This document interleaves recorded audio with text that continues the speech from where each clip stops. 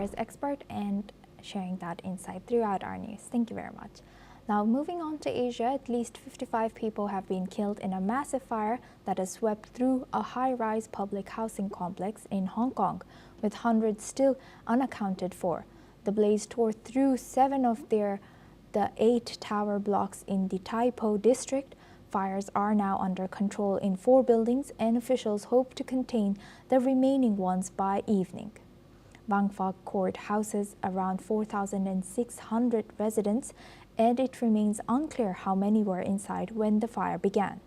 As the flames subside, attention is shifting to the cause of the blaze and potential responsibility.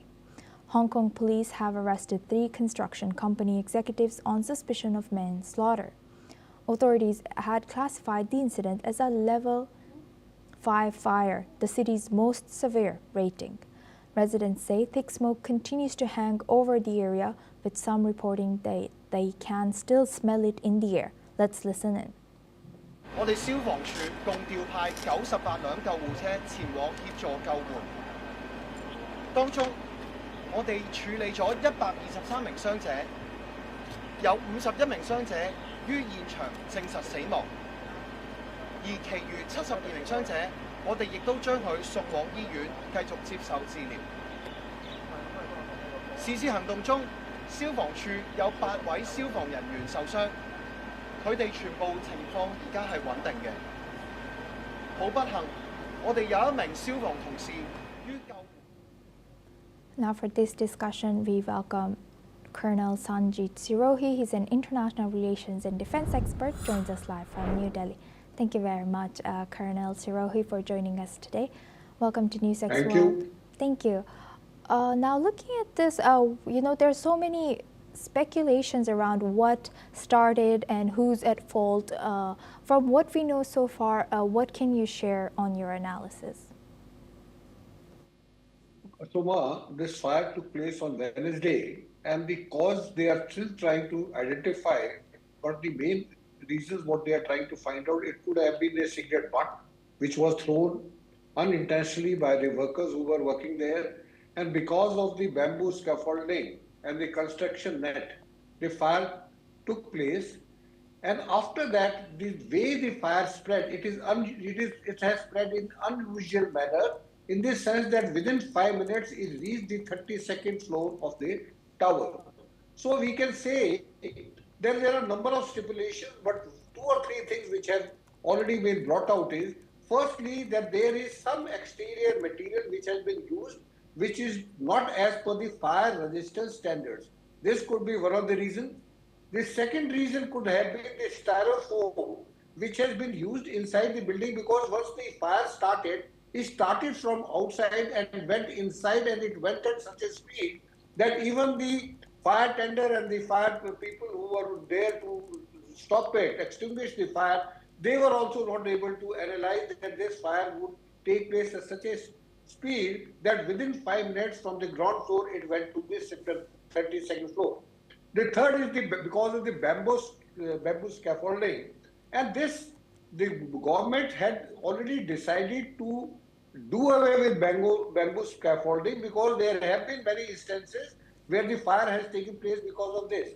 So this was also one of the reasons, and the other reason could have been the construction net which were used. So there are a number of reasons, but what is more important is the 2 things. First is that the exterior material which was used by the people who were renovating the building from the outside, there is something wrong with that, and I think they have done correct thing by ordering an inquiry by Independent Commission Against Corruption.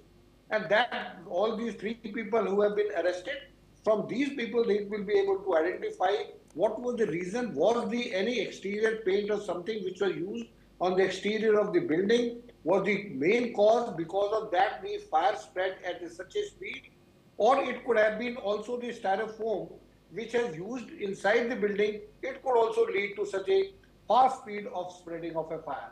So I think there are a lot of stipulation going on. Once the commission gets into it, they will be able to find out. But yes, there is some unusual spread of fire which is of deep concern, and I think the government and the other agencies are working on it. Asuma. Right. With that, I would like to thank Colonel Sanjit Sirohi for sharing that insight and giving us update on the current situation from Hong Kong, from New Delhi. Thank you very much. Now we stay on this. According to local fire department authorities, the death toll has now risen to 55 people. 51 reportedly died at the scene, while 4 others passed away in the hospital. On the ground, we are learning that community aid volunteers are still rushing to distribute supplies while firefighters are continuing with their mopping up operations. A few residents have also criticized the slow initial response of fire officials. Let's listen into what they have shared.